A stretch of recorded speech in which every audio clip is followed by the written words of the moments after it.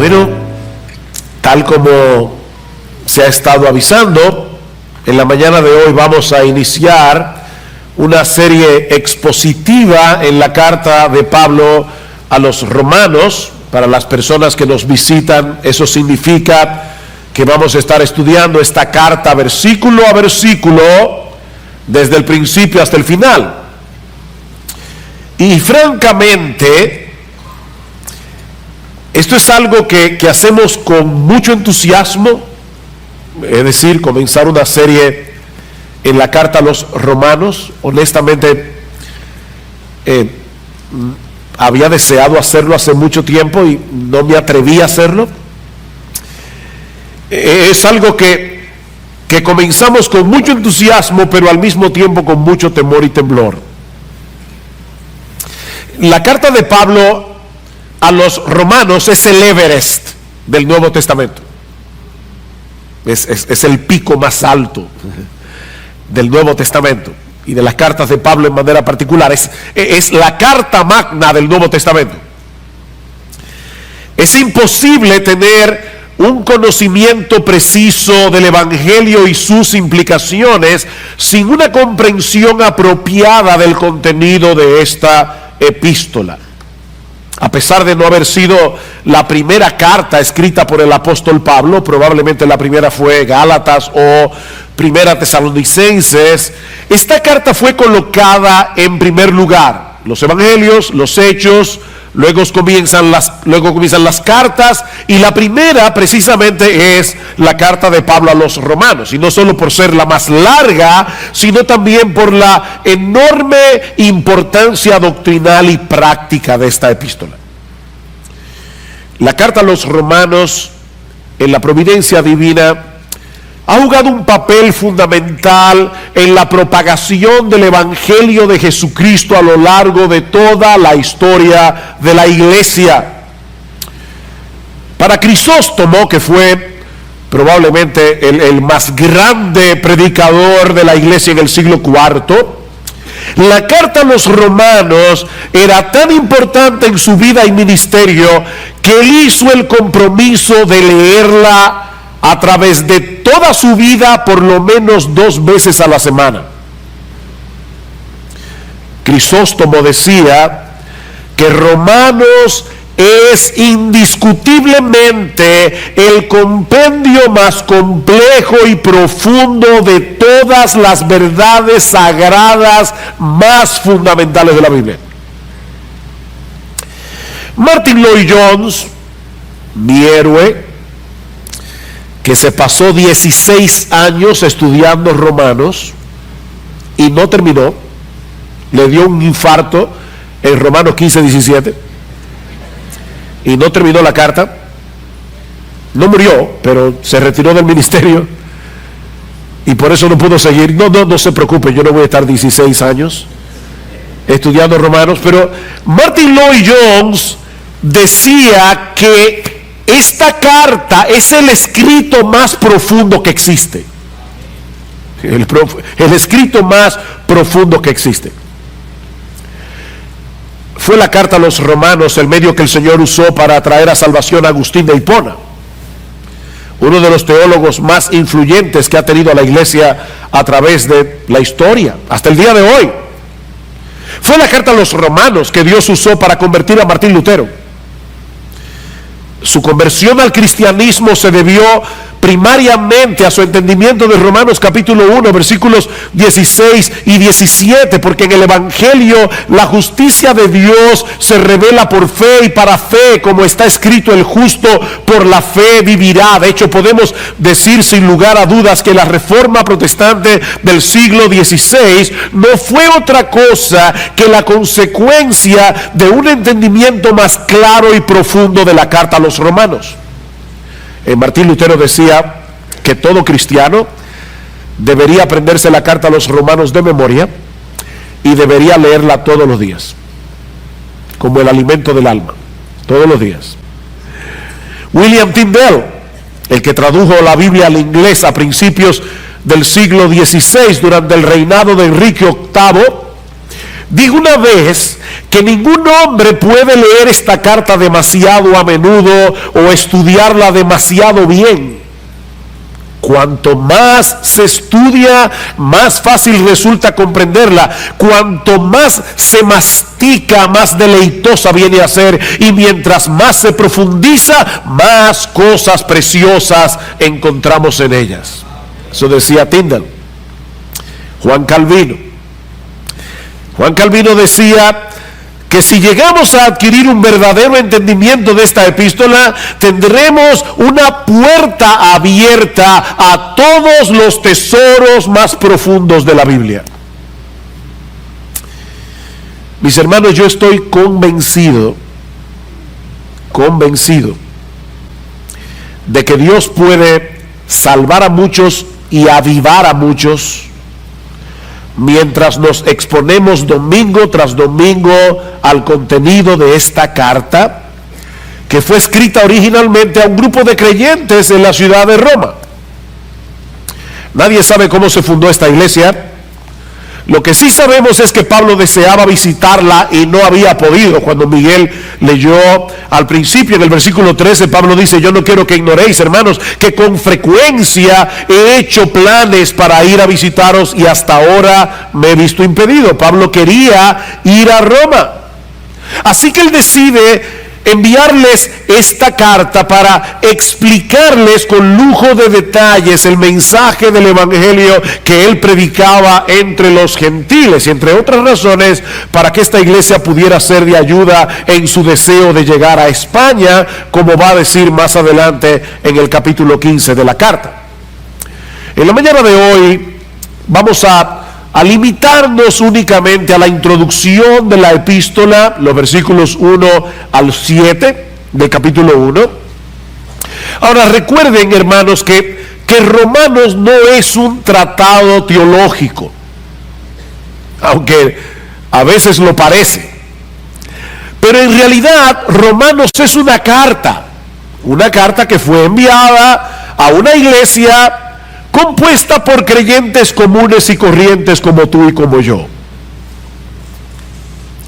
En la antigüedad, las cartas tenían un formato muy diferente a las cartas modernas. Usualmente cuando nosotros escribimos una carta en el día de hoy, comenzamos con el destinatario: estimado Juan.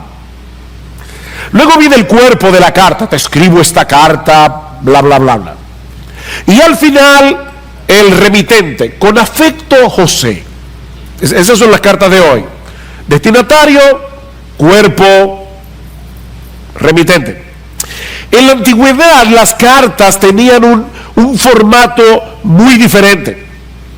Las cartas comenzaban con el remitente, José. Luego los destinatarios, a Juan. Un saludo, saludos, así. Y luego el cuerpo de la carta. Bueno, ese es el formato que Pablo usa en todas las cartas, casi en todas las cartas que él escribió, solo que él amplía cada uno de los elementos. No es simplemente José, a Juan, saludos. No, que cada elemento Pablo lo amplía. Pero en ninguna otra carta del Nuevo Testamento el prefacio es tan largo como Romanos. ¿Quién escribió Romanos? Pablo. Pero él usa 5 versículos para explicar eso. Luego viene el remitente, el destinatario, o los destinatarios, en este caso la iglesia de Roma, y usa casi 2 versículos para eso. Y luego viene el saludo. Y lo que vamos a ver en esta mañana, mis amados hermanos, es que, y esto es fabuloso, es que tanto el remitente como los destinatarios como el saludo, todo viene dado en función del evangelio. Para Pablo no había nada más que el evangelio, y hasta para decir quién él es, para decir a quién escribe la carta, para saludar, él no puede hacerlo si no es en función del evangelio. Así que comencemos con el remitente de la carta, y les advierto, es la parte más extensa de este sermón para que no se asusten. Vamos a estar un buen rato en el remitente de la carta, que encontramos en el versículo 1 de Romanos. Dice: Pablo, siervo de Cristo Jesús, llamado a ser apóstol, apartado para el evangelio de Dios. Muchos cristianos quisieran tener un testimonio impactante que contar acerca de su conversión, y eso es equivocado. No tenemos que querer haber tenido una vida muy mala para que la gente se impresione. Yo antes era un ladrón, un drogadicto, un alcohólico, pero Cristo me salvó, y wow. No tiene que ser tan espectacular. Bienaventurado el varón que no anduvo en consejo de malos. Ahora, si había alguien que tenía mucho que contar acerca de su conversión, era el apóstol Pablo. Este hombre había sido un fariseo que en su celo por el judaísmo había llegado a ser un perseguidor de la iglesia, hasta que tuvo un encuentro con el Cristo resucitado camino a Damasco, y todo cambió. Y Pablo compartió varias veces esta historia de conversión, así que es apropiado en ciertos contextos que nosotros digamos cómo fue que el Señor nos salvó. Pero al presentarse delante de esta iglesia que no lo conocía personalmente, Pablo pasa por alto totalmente su espectacular historia de conversión y se presenta a sí mismo como un esclavo de Jesucristo, llamado a ser apóstol, apartado para el evangelio de Dios. Esa es su tarjeta de presentación. El Señor Jesucristo había decidido tomar a este antiguo perseguidor de la iglesia, no solo para hacerlo suyo, uno de sus esclavos, que es la traducción literal de la palabra siervo que aparece en el versículo 1. Pablo se veía a sí mismo como un esclavo de Jesucristo, sino también para ser uno de sus apóstoles. De hecho, más adelante Pablo va a decir en el versículo 5, por medio de quien hemos recibido la gracia y el apostolado. Los apóstoles de Cristo son hombres escogidos por Jesús, que habiendo sido testigos oculares de su resurrección, fueron comisionados por él para hablar en su nombre y poner el fundamento de la iglesia, dice Pablo en Efesios capítulo 2, versículo 20. Así que toda iglesia cristiana verdadera es apostólica. Nosotros somos apostólicos, somos evangélicos, católicos, apostólicos y evangélicos, no romanos. Es por eso, mis hermanos, que ya no hay apóstoles. No, yo sé que hay gente que se dicen que son apóstoles, pero hay gente que cree que son Napoleón. Yo estoy diciendo, oficialmente hablando, hoy día no hay apóstoles. Una persona que se llame apóstol, sencillamente, y tal vez lo hace con un buen corazón, pero está sinceramente equivocado. No hay apóstoles en el día de hoy, porque los apóstoles pusieron el fundamento de la iglesia. Yo no sé cuántos ingenieros y arquitectos hay aquí, pero todo el mundo sabe que el fundamento de una edificación se pone una sola vez y para siempre. ¿Ok? Pero aparte de eso, Cristo encargó a estos hombres que fueron testigos oculares de su resurrección para ser apóstoles, y Pablo dice claramente en 1 Corintios capítulo 15 versículo 8 que el último ser humano que vio a Cristo resucitado fue él, camino a Damasco. Por eso él podía ser apóstol. Cristo se le apareció a Pablo para que él fuera un apóstol. Hay que ver al Cristo resucitado. Ahora, eso quiere decir, mis hermanos, y por eso esto es tan importante, que cuando un apóstol habla, lo hace como portavoz de Jesucristo, es decir, como si fuera Jesucristo mismo el que hablara. Así que al leer esta carta de Pablo a los romanos, debemos recordar que este no es un documento privado escrito por un creyente del primer siglo que estaba preocupado por una iglesia en la ciudad de Roma. No. Pablo escribe esta carta con la autoridad de un apóstol. De manera que en última instancia, la revelación del Evangelio que encontramos en esta carta no se origina en Pablo, se origina en Jesús. Algunas personas hablan de el Evangelio de Pablo. No, este no es el Evangelio de Pablo. Este es el Evangelio de Jesús. De manera que rechazar el Evangelio que se revela, se define, se describe en la carta a los romanos no es rechazar a Pablo, es rechazar a Jesucristo. Ahora, cuando nosotros mencionamos la palabra evangelio, no debemos suponer que todo el mundo entiende la misma cosa. Así que ahora Pablo todavía está en el remitente. Él está tratando de decir a la iglesia de Roma quién él es. Pero ahora Pablo va a pasar a definir con más detalle cuál era ese mensaje que el Señor Jesucristo le había comisionado predicar entre los gentiles. Porque ese mensaje del Evangelio define la identidad de Pablo como apóstol de Jesucristo. Y hay básicamente 5 cosas que Pablo menciona en este prefacio acerca del Evangelio, comenzando con el origen del Evangelio. Noten una vez más el versículo 1.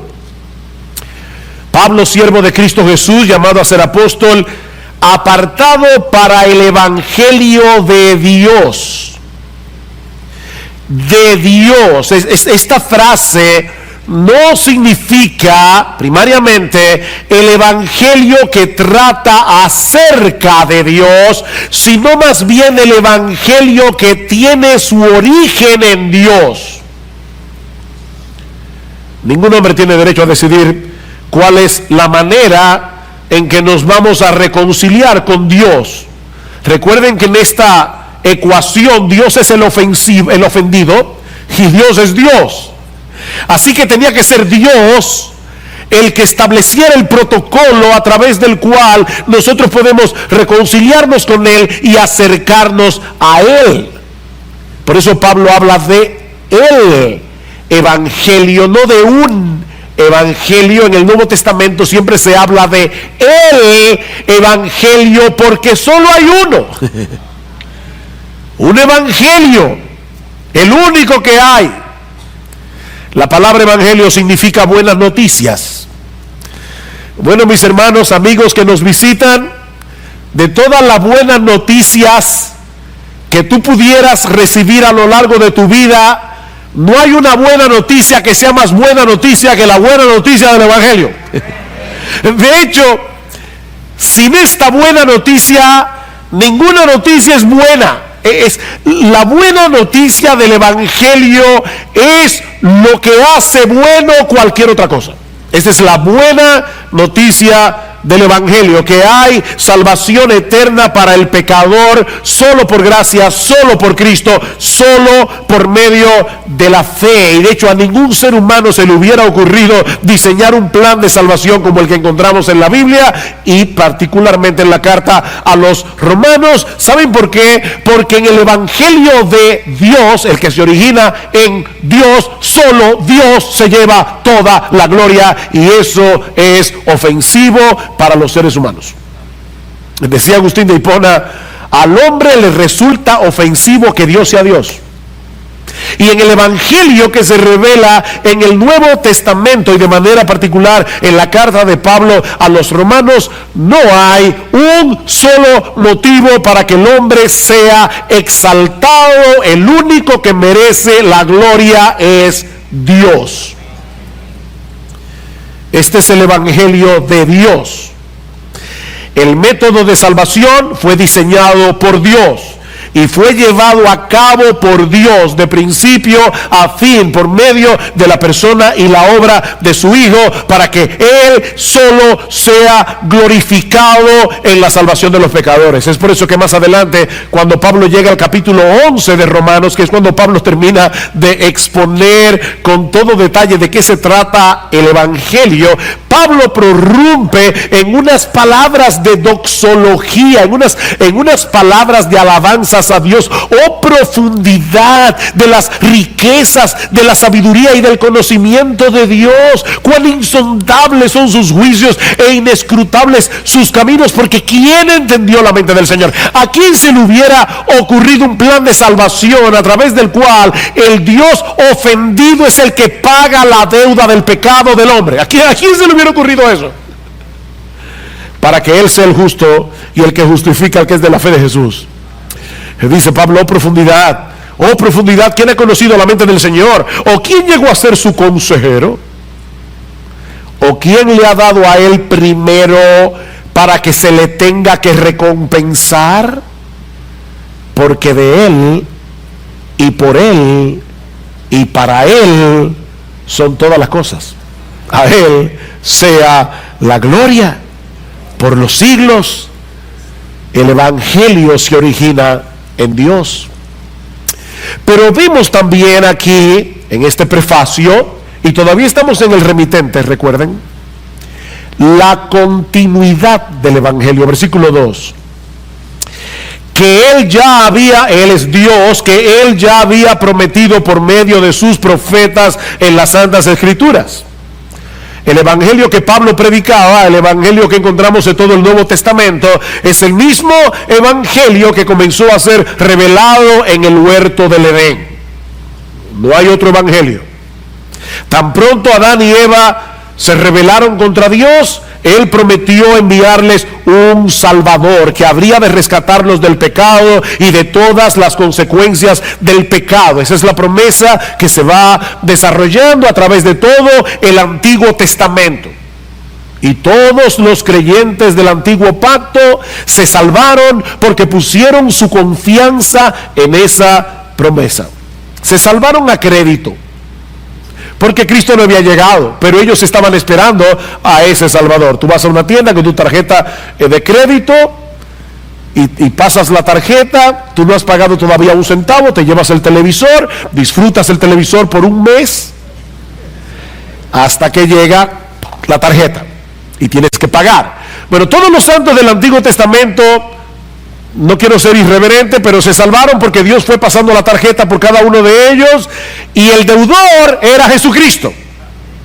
Así que todo el mundo que se ha salvado desde Adán hasta el último que se salve, se va a salvar únicamente por gracia, únicamente por Cristo y únicamente por medio de la fe. Es el mismo evangelio. Los 39 libros del Antiguo Testamento son 39 postes que Dios colocó en el camino de los israelitas fieles para que supieran que debían esperar por fe en ese Mesías que habría de venir. Todos los corderos que fueron sacrificados en el Antiguo Testamento según el sistema sacrificial de la ley mosaica, todos apuntaban hacia Cristo. Todas las profecías, las grandes profecías del Antiguo Testamento apuntaban hacia el Mesías. Mientras que los 27 libros del Nuevo Testamento son 27 postes que nos llevan a descansar por fe en ese Mesías que ya vino, que murió, resucitó, ascendió a los cielos y está sentado a la diestra de Dios. De manera, mis hermanos, que este evangelio, el único que hay, es certificado tanto por los profetas del Antiguo Testamento como por los apóstoles del Nuevo Testamento, y en el medio por Jesús mismo. Y la unidad de su testimonio es una prueba poderosa, contundente, irrebatible de la veracidad del evangelio. Lo que nos lleva al tercer elemento que Pablo menciona en este prefacio, y es la esencia o sustancia del evangelio. Versículo 3, acerca de su Hijo, que nació de la descendencia de David según la carne. Acerca de su Hijo. Si este evangelio es revelado en toda la Escritura de principio a fin, entonces, mis hermanos, Jesucristo es el punto focal de toda la Biblia, porque Él es la esencia o sustancia del Evangelio. Jesucristo es el Evangelio. Dios no envió un plan para salvar al hombre. Él envió a una persona. A una persona. Y eso diferencia al cristianismo de todas las religiones del mundo. Todas las religiones te ofrecen reglas, rituales, consejos a través de los cuales los hombres pueden acercarse a Dios, pero el Evangelio más bien nos revela lo que Dios ya hizo a través de la persona y la obra de su Hijo para que los hombres pudieran reconciliarse con Él. Jesucristo y su obra conforman la sustancia del Evangelio. Él es la buena noticia del Evangelio. Como dice Juan Calvino, todo el Evangelio está contenido en Cristo. Y por lo tanto, alejarse solo un paso de Cristo significa alejarse del Evangelio. Y noten todo lo que Pablo dice aquí acerca de Jesucristo. Y es impresionante. Tanto en tan pocas palabras. En primer lugar, que Él es el Hijo de Dios. Si tú pones a un lado la declaración del versículo 2 y conectas el versículo 1 con el 3, vas a leerlo de esta manera: Pablo, siervo de Cristo Jesús, llamado a ser apóstol, apartado para el Evangelio de Dios, acerca de su Hijo. ¿Ven? Acerca de su Hijo. ¿Acerca del Hijo de quién? Acerca del Hijo de Dios. El Evangelio es lo que Dios llevó a cabo a través de su Hijo, es decir, la segunda persona de la Trinidad, que en un punto de la historia asumió voluntariamente una naturaleza humana al nacer según la carne de la descendencia de David, del linaje de David. Según su naturaleza humana, esa es la idea de según la carne. Según su naturaleza humana, Jesucristo pertenecía al linaje del rey David. Y por lo tanto, Él es el Mesías que fue anunciado por los profetas del Antiguo Testamento, que habría de ser entronado para reinar en el reino de Dios como Rey de reyes y Señor de señores por toda la eternidad. De manera que Jesucristo es verdaderamente Dios, Él es el Hijo de Dios, y es verdaderamente hombre, Él es el Hijo de David. Y consecuente, Él es el único ser capacitado para mediar entre Dios y los hombres. Hay un solo mediador. Un solo mediador. No, María no es mediadora. No tenemos nada contra María. Es la madre del Salvador. Pero ella no puede mediar entre Dios y los hombres. Ningún santo puede mediar entre Dios y los hombres, solamente Jesucristo. 1 Timoteo capítulo 2 versículo 5: hay un solo Dios y hay un solo mediador entre Dios y los hombres, Jesucristo hombre. Porque para ser un mediador entre Dios y los hombres hay que ser Dios y hay que ser hombre. Tiene que ser un hombre para que pueda representar a los hombres, pero tiene que ser Dios para poder presentarse delante de Dios e interceder por los hombres luego de haber satisfecho plenamente la justicia de Dios por medio de su muerte en la cruz del Calvario. Noten lo que sigue diciendo el versículo 4, dice acerca de su Hijo que nació de la descendencia de David según la carne y que fue declarado, literalmente que fue designado Hijo de Dios con poder, conforme al Espíritu de santidad, por la resurrección de entre los muertos, nuestro Señor Jesucristo. Él fue designado Hijo de Dios con poder, o el Hijo poderoso de Dios, como lo traduce otra versión, por medio de la resurrección. ¿Y eso qué significa?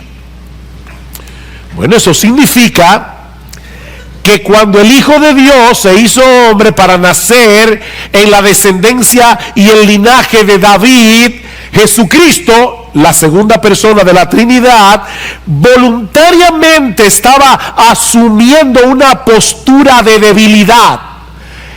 Él vino como un siervo, no como el rey soberano del universo. Fue en total debilidad que Jesucristo murió en la cruz del Calvario como un simple mortal. Pero ¿saben qué pasó?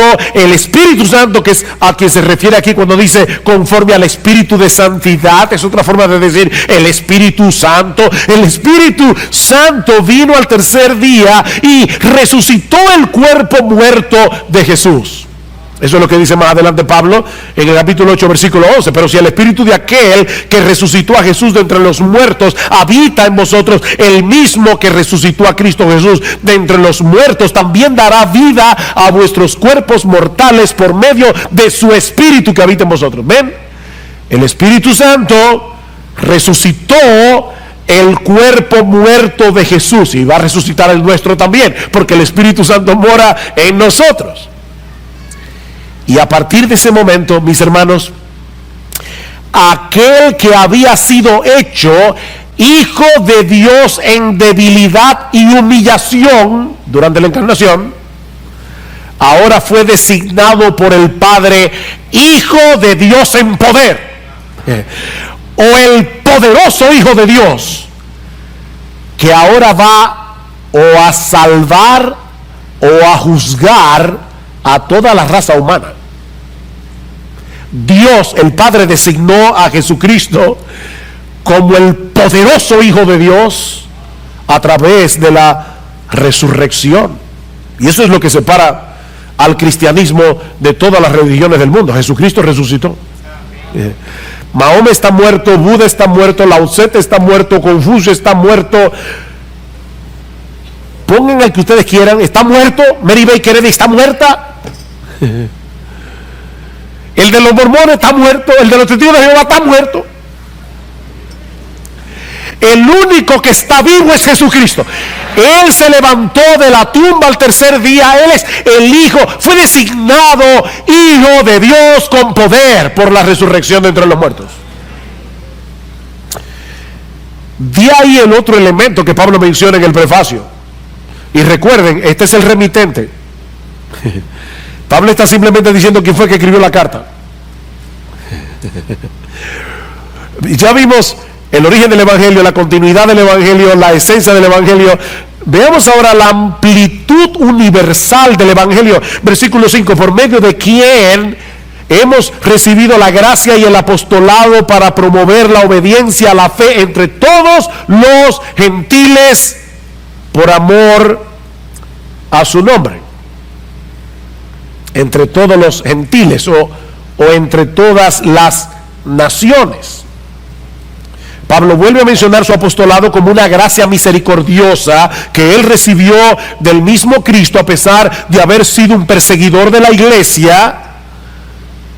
Pero él ahora quiere definir con más precisión de qué se trata este apostolado que él recibió de Jesús para promover la obediencia a la fe entre todos los gentiles. Jesucristo no vino a salvar a ninguna raza particular de seres humanos.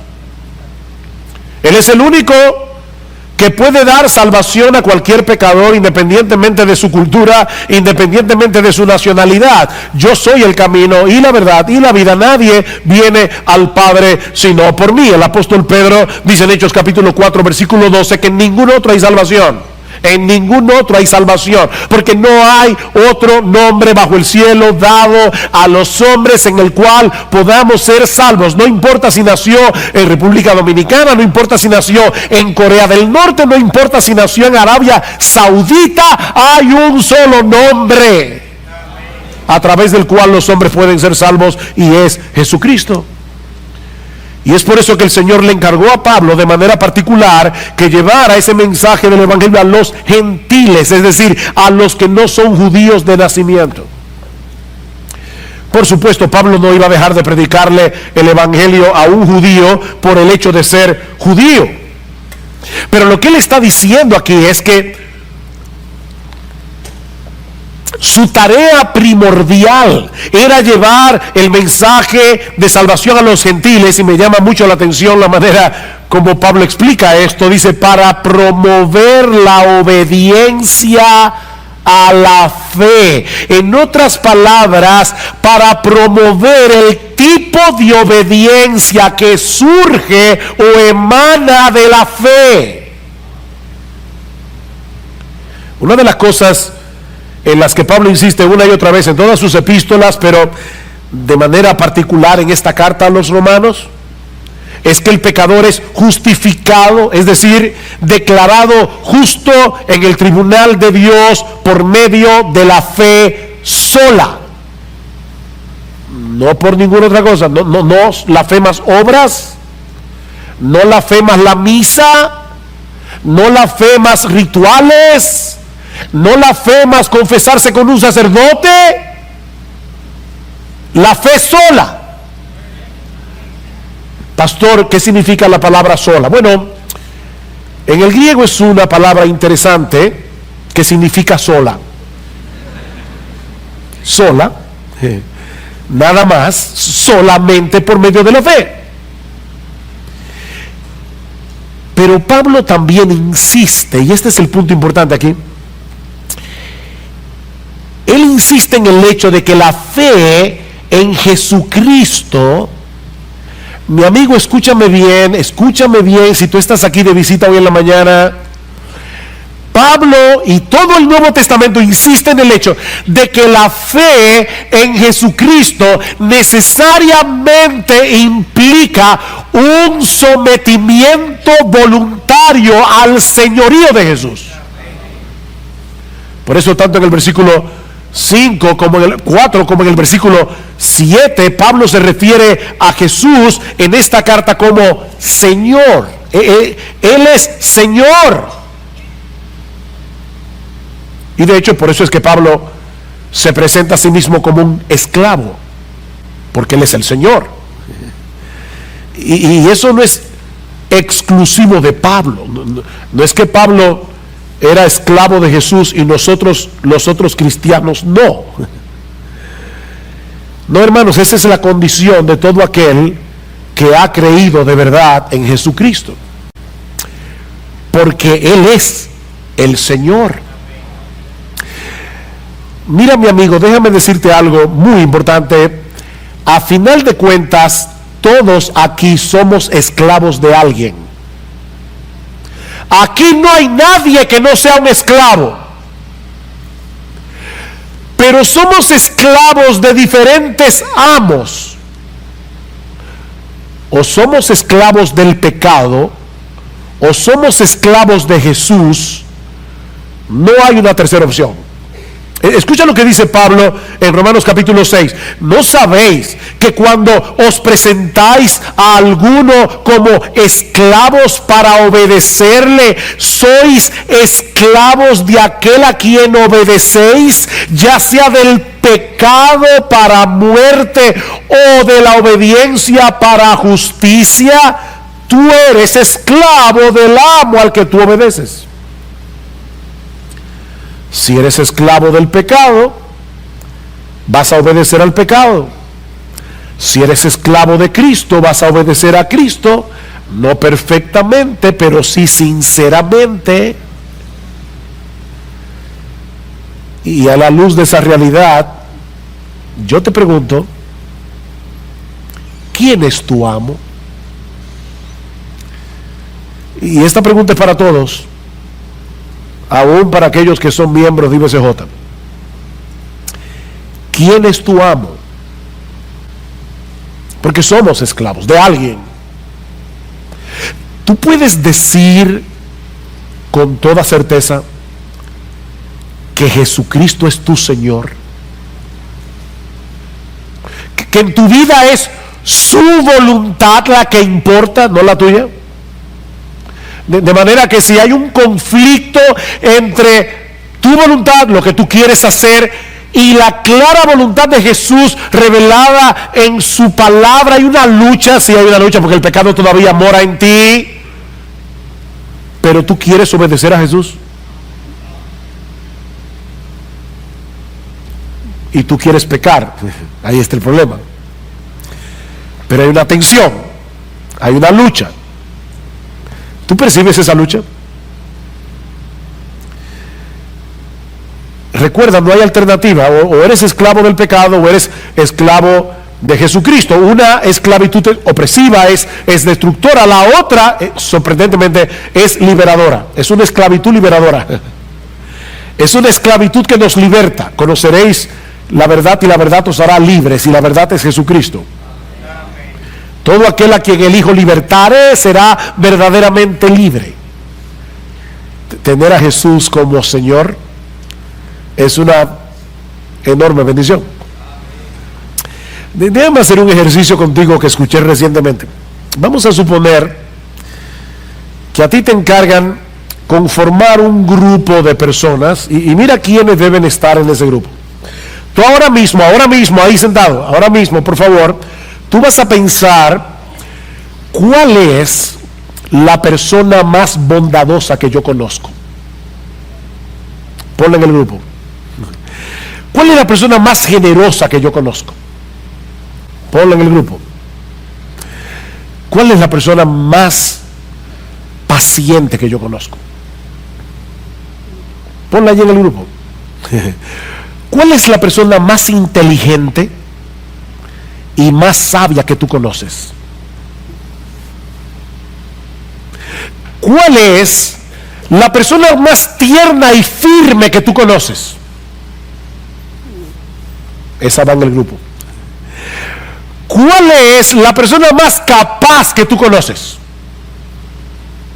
Ponla ahí en el grupo. Y así puedo seguir mencionando virtudes.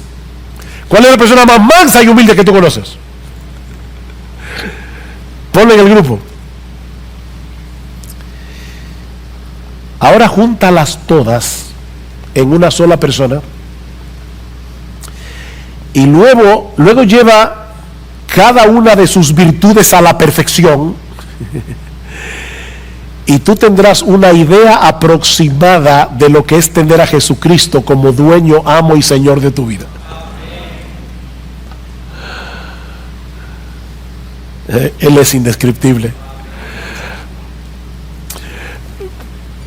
Mira, déjame decirte algo, a ti que eres esclavo del pecado, tú crees que tú eres libre, pero tú eres un esclavo. Lo que pasa es que el pecado opera a través de tus propios deseos y te engaña, y él te hace creer, eres tú el que toma la decisión, pero porque eres un esclavo. Tú eres un esclavo, tú eres un esclavo. Por eso estás atado a vicios que no puedes dejar. ¿Cuántas veces tú has dicho, no fumo más? No es verdad, eres un esclavo. Tú eres un esclavo de buscar tu propia gloria. Tú eres un esclavo de buscar el control de toda la... Tú quisieras ser todopoderoso. Tú quisieras ser Superman. Porque tú eres un esclavo. Pero ahora déjame decirte algo para convencerte de que te hagas esclavo de Jesús. Cada vez que Él te ordena que hagas una cosa, lo que Él te está diciendo es algo como esto: mira lo que debes hacer si quieres preservar tu felicidad. Y cada vez que Él te prohíbe una cosa, lo que te está diciendo es lo que tienes que evitar para que no termines destruyendo tu vida. Porque Él es un amo perfectamente bueno y sabio. El pecado es un tirano perverso.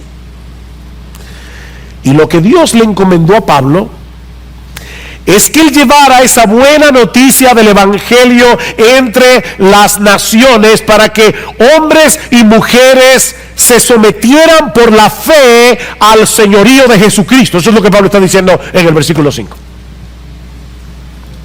Y todo eso para la gloria de su nombre, que es el quinto elemento que encontramos en este prefacio. Noten el versículo 5 otra vez.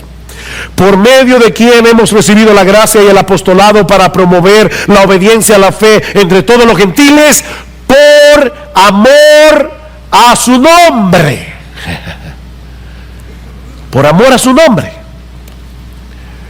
La encomienda que Dios le había dado a Pablo de promover la obediencia de la fe entre los gentiles fue con el propósito expreso de que el nombre de nuestro bendito, precioso, exaltado Señor Jesucristo sea honrado entre todas las naciones.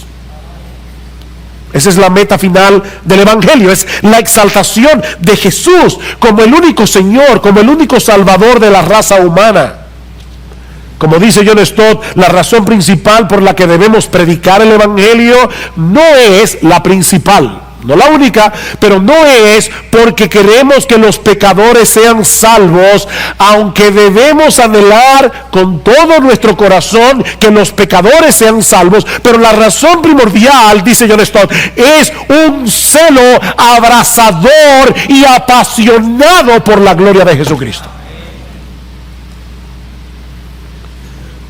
Debe dolernos que Jesucristo no sea honrado. Debe dolernos que hay miles de personas adorando a otros dioses. Eso debe dolernos porque nosotros queremos la salvación de esos que están perdidos, pero sobre todas las cosas queremos que Jesús sea puesto en su lugar. Es por amor a su nombre. Saben que muchos misioneros han sido acusados de ser imperialistas al llevar el Evangelio a otras culturas. Y ciertamente debemos confesar que es fácil confundir la tarea evangelizadora con la de llevar nuestra cultura particular a otros países. Es fácil de hacer eso. Pero ¿saben qué, hermanos? Escuchen esto, yo sé que a algunos no les va a gustar, pero todos nosotros somos imperialistas en el mejor sentido de la palabra. Somos imperialistas porque la meta de la evangelización es que hombres y mujeres de toda tribu, pueblo, lengua o nación reconozcan y se sometan por la fe al imperio universal de Jesucristo. No al imperio británico, no a los gringos, al imperio de Jesucristo. Somos imperialistas. Esa debiera ser la pasión dominante de nuestras almas, el honor y la gloria de nuestro Rey. Ahora, todo lo que hemos dicho hasta aquí es el remitente de la carta. Esta es la presentación que Pablo hace de sí mismo para darse a conocer a la iglesia en Roma. Pero Pablo ahora va a decirnos a quién está dirigida la carta. Y así como nosotros vimos, y no se preocupen, estos dos puntos son más breves, claro. Así como nosotros vimos que el Evangelio define a Pablo, el Evangelio define a sus destinatarios. Noten el versículo 6. Dice, por amor a su nombre, entre los cuales, aquí está el destinatario, estáis también vosotros, llamados de Jesucristo, a todos los amados de Dios que están en Roma, llamados a ser santos. Esos son los destinatarios. Pablo dice tres cosas aquí de estos creyentes que están en Roma. Fueron llamados por Jesucristo porque eran amados de Dios con la finalidad de que fueran santificados. Estos hombres y mujeres habían llegado a ser cristianos porque Jesucristo mismo los había llamado a través de la predicación del Evangelio con un llamamiento eficaz. El Señor dice en Juan capítulo 10 que sus ovejas escuchan su voz y por eso vienen a Él. Pero Pablo aclara en la carta a los romanos que esa voz de Cristo no viene directamente desde el cielo, sino a través de la predicación del Evangelio. ¿Cómo oirán sin haber quien les predique? Porque la fe viene por el oír y el oír por la palabra de Dios. La fe viene por el oír la voz de Jesús, que es oída a través de la predicación de su palabra. ¿Y cuáles son esas ovejas que sin lugar a dudas responderán al llamado del Evangelio en arrepentimiento y fe? Jesucristo dice: aquellas que el Padre me dio, dice Jesús en Juan 10, mis ovejas oyen mi voz y yo las conozco y me siguen, y yo les doy vida eterna y jamás perecerán y nadie las arrebatará de mi mano. Escuchen, mi Padre que me las dio, mi Padre que me las dio es mayor que todos y nadie las puede arrebatar de la mano de mi Padre. Estas ovejas fueron elegidas por el Padre desde antes de la fundación del mundo, como dice Pablo en Efesios 1, simplemente porque Dios las amó.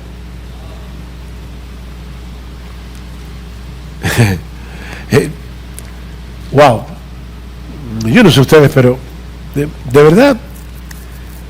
verdad Dios, desde antes de la fundación del mundo, sabiendo que yo iba a ser un pecador, que lo odiaba, Él decidió amarme. Eso es lo que Pablo está diciendo, a todos los amados de Dios. A todos los amados de Dios. Fueron llamados por Jesucristo porque fueron amados por Dios. Y precisamente porque somos los amados de Dios, fuimos llamados a ser santos, fuimos llamados a ser apartados para Dios. ¿Saben por qué? Porque no hay una mayor bendición que ser libertados de la esclavitud del pecado para venir a ser posesión exclusiva de Dios, esclavos de Dios. La santificación es la evidencia de que somos amados. Los amados son santificados, los santificados son amados. Los que no pueden dar evidencia de su santificación tampoco tienen evidencia del amor de Dios, porque Dios a los que ama santifica. Y mis hermanos, esa es nuestra identidad.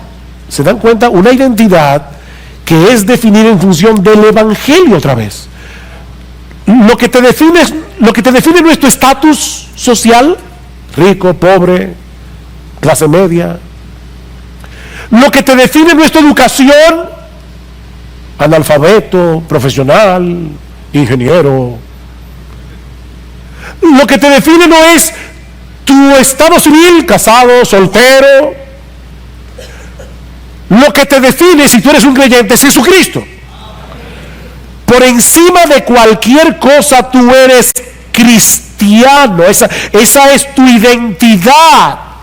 Jesucristo te llamó eficazmente a ser santo porque Dios el Padre te amó y te escogió desde antes de la fundación del mundo para que fueras exclusivamente suyo y nadie te puede quitar eso.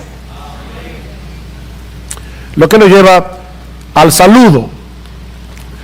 Un saludo que otra vez Pablo expresa en términos del Evangelio, versículo 7 en la mitad. El saludo: gracia a vosotros y paz de parte de Dios nuestro Padre y del Señor Jesucristo. El Evangelio otra vez. Esta es en cierto modo una versión nuevo testamentaria de la bendición arónica que los sacerdotes del Antiguo Testamento tenían que decir sobre el pueblo de Israel. El Señor te bendiga y te... Me encanta esa bendición. El Señor te bendiga y te guarde. El Señor haga resplandecer su rostro sobre ti y tenga de ti misericordia, gracia. El Señor alce sobre ti su rostro y te dé paz. La gracia resume todas las bendiciones que los creyentes recibimos de la mano de Dios sin merecerlas, mientras que la paz es el resultado que produce el hecho de ser los receptores de esa gracia. Ahora tenemos paz con Dios por medio de Jesucristo, como dice Pablo en Romanos capítulo 5 versículo 1. Tenemos paz los unos con los otros porque somos parte del mismo cuerpo y fuimos todos reconciliados con el mismo Dios. Y por si todo eso fuera poco, ahora también podemos experimentar la paz de Dios que sobrepasa todo entendimiento, no importa las circunstancias en las que nosotros estemos. Solo porque somos los amados y favorecidos de Dios. únicamente por causa de Jesucristo.